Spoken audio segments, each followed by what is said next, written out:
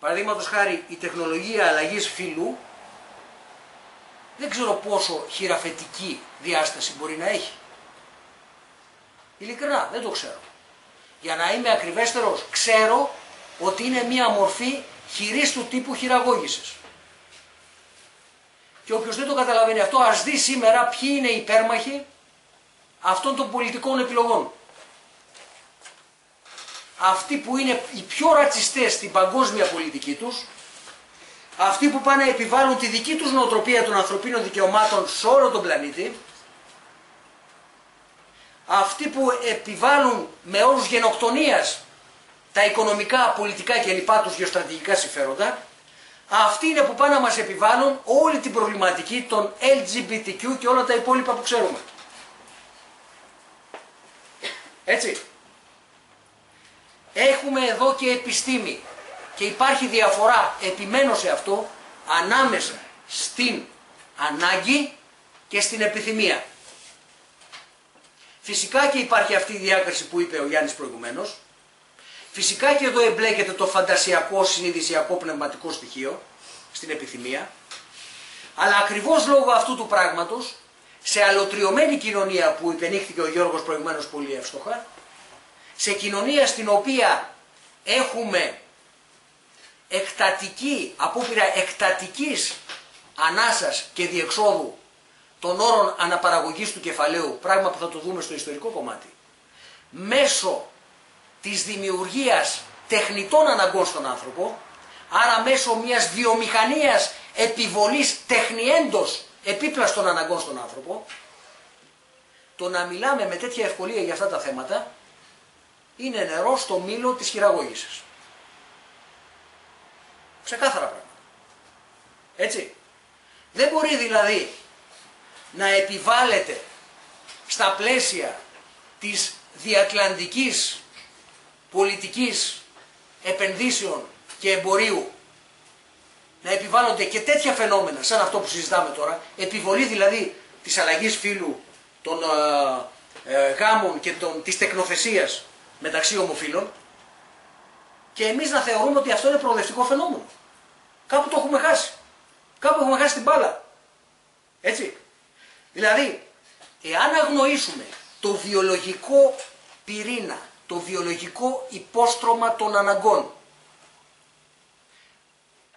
φυσιογνωστικά επακριβώς προσδιοριζόμενο, δηλαδή, αν εξαιρέσουμε τις περιπτώσεις εκείνες όπου υπάρχει ορμονικό και ανατομοφυσιολογικό πρόβλημα, το οποίο είναι απειροελάχιστο ποσοστό στις περιπτώσεις βιολογικού, ανατομοφυσιολογικού προσδιορισμού του φύλου, και εκεί οι ιατρικές παρεμβάσεις μπορούν να βοηθήσουν, ενώ τα ερμαφρόδιτα και αυτές τις περιπτώσεις, οι περιπτώσεις εκείνες τις οποίες έχουμε την λεγόμενη μη παραδοσιακή σεξουαλική προτίμηση, σεξουαλικό προσανατολισμό, είναι μορφές διάθλασης συγκεκριμένου τύπου αλωτριωμένου και αλωτριωτικού κοινωνικού στο βιολογικό. Διάθλασης, οι επιπτώσεις της οποίας γίνονται πολύ ορατές αν δούμε εμείς ως εκπαιδευτικοί, έχουμε κάποια άλλη δυνατότητα να το δούμε αυτό, όχι γιατί είμαστε υπεράνθρωποι, αλλά γιατί μπορούμε να δούμε πώς εξελίσσεται ο ψυχισμός του παιδιού. Έτσι. Πείτε μου σας παρακαλώ, τι θα γίνει εάν στην παιδική ηλικία ή στην εφηβεία ενός παιδιού έρθει ο γονέας ή ο δάσκαλος και του πει, παιδάκι μου, το ψάξες το φίλο σου?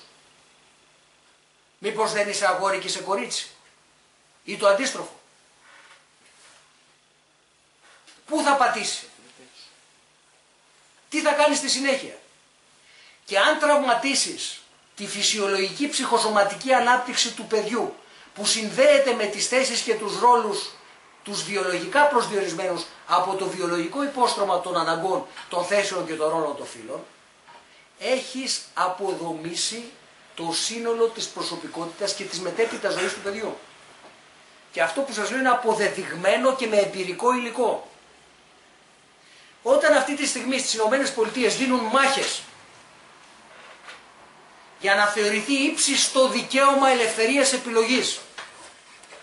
Το να επιβάλλουν γονείς ορμονική παρέμβαση με εισαγγελική απόφαση για την αναστολή της ορμονικής ανάπτυξης του παιδιού ή παρεμβάσεις αλλαγής φύλου σε 6χρονα, 9χρονα, 12χρονα, τι είναι αυτό αν όχι γενοκτονία? Ποιος είσαι εσύ που αποφάσισες εξ ονόματος του παιδιού, γιατί μην πει κανείς ότι το παιδί στα 6 του αποφάσισε ότι δεν θέλει να γίνει άντρας και θέλει να γίνει γυναίκα, ή δεν θέλει να γίνει γυναίκα και θέλει να γίνει άντρας. Ποιος είσαι εσύ που αποφάσισες εξ ονόματος του παιδιού να κάνεις προσθετικές, αφαιρετικές και άλλες χειρουργικές επεμβάσεις και ορμονικές παρεμβάσεις? Διαβάστε, είναι συγκλονιστικό το υλικό αυτό, το οποίο αποκτά διαστάσεις γενοκτονίας. Αποκτά διαστάσεις δηλαδή στα πλαίσια των οποίων επέρχεται τεχνιέντος και ένας βιολογικός εκφυλισμός του ανθρώπινου γένους στις πιο αναπτυγμένες καπιταλιστικές χώρες και οικονομίες. Δεν είναι τυχαίο αυτό το φαινόμενο. Και δείτε ποιοι είναι αυτοί οι οποίοι χρηματοδοτούν πολύ συστηματικά αυτού του είδους τις παρεκκλήσεις, με βιομηχανικό μάλιστα τρόπο, και θα καταλάβετε. Κάντε μια αναζήτηση στο διαδίκτυο. Την έκανα. Ξέρετε τι ανακάλυψα? Δείτε πώς χρηματοδοτούνται μη κυβερνητικές οργανώσεις που προωθούν αυτά τα LGBTQ πρότυπα από τα βασικά μονοπόλια Microsoft, IBM, έτσι, Apple. Πάρτε όλα αυτά να δείτε, ή πάρτε τους μεγάλους τραπεζικούς ομίλους και δείτε πώς χρηματοδοτούν όλα αυτά τα πράγματα. Δείτε τι προγράμματα υπάρχουν στη βιομηχανία του τουρισμού για ειδικά πακέτα για LGBTQ. Δείτε τι ειδικές πιστωτικές κάρτες εκδίδονται για LGBTQ κοινότητες με τις προτιμήσεις τους. Και πείτε μου σας παρακαλώ, αυτό το οποίο είναι πρωτεύουσα επιλογή των πιο επιθετικών κύκλων της σημερινής ολιγαρχίας χρηματιστικής του κεφαλαίου, πώς μπορεί να είναι πρόταγμα και σημαία προοδευτικότητας για κάποιους δίθεν προοδευτικούς χώρους? Και για να το κλείνουμε, εάν διαστρεβλώσεις τη φυσιολογική,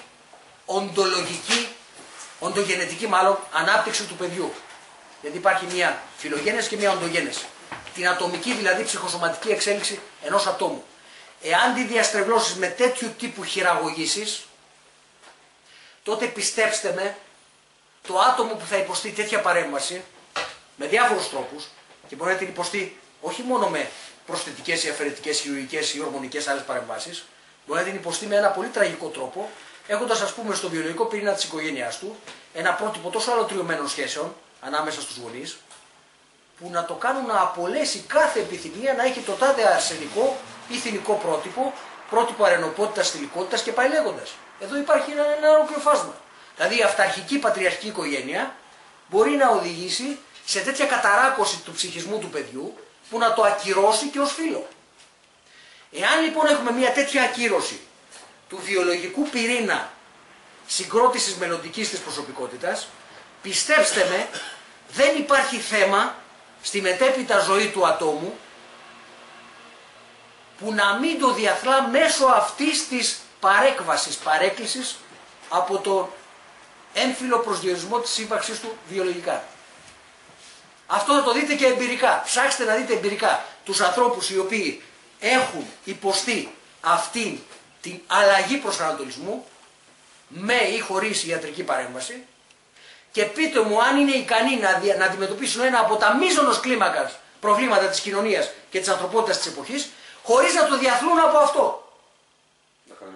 Έχουμε δηλαδή μία αντίστροφη διάθλαση. Δεν έχουμε μόνο διάθλαση του κοινωνικού μέσω του βιολογικού στο άτομο, διάθλαση μέσω του βιολογικού πυρήνα της οικογένειας, λίγο υπομονή Γιάννη,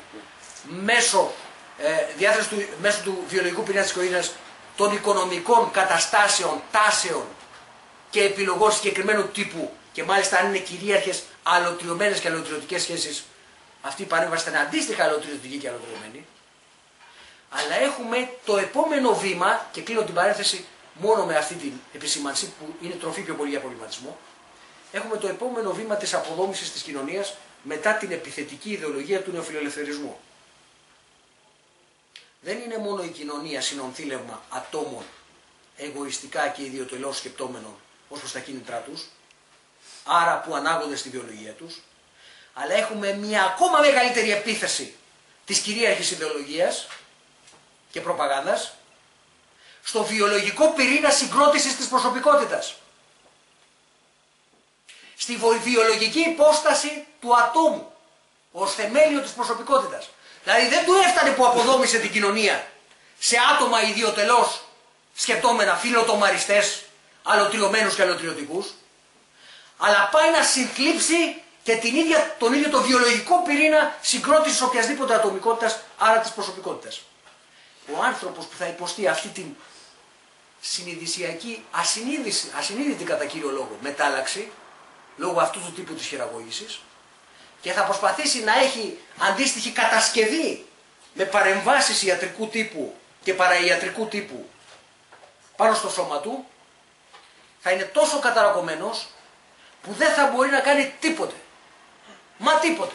Δεν είναι τυχαίο ότι στρατηγικά think tanks όπως αυτά του Stratfor σε δημόσιες στρατηγικές τους εκθέσεις αναφέρουν πόσο προς όφελος των στρατηγικών συμφερόντων της κυριαρχίας των ΗΠΑ είναι η επιβολή αυτών των LGBTQ προτύπων.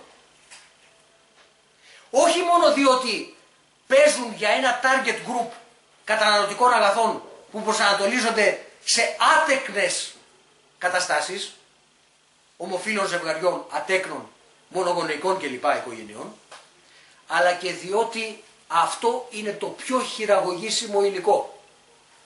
Είναι αδύνατο να σηκώσει κεφάλι ως προς τα επαναστατικά θεμελιώδη προτάγματα ένα καταρακωμένο άτομο ως προς το βιολογικό πυρήνα συγκρότησης της προσωπικότητάς του, εάν έχει υποστεί μια τέτοια χειραγωγική μετάλλαξη.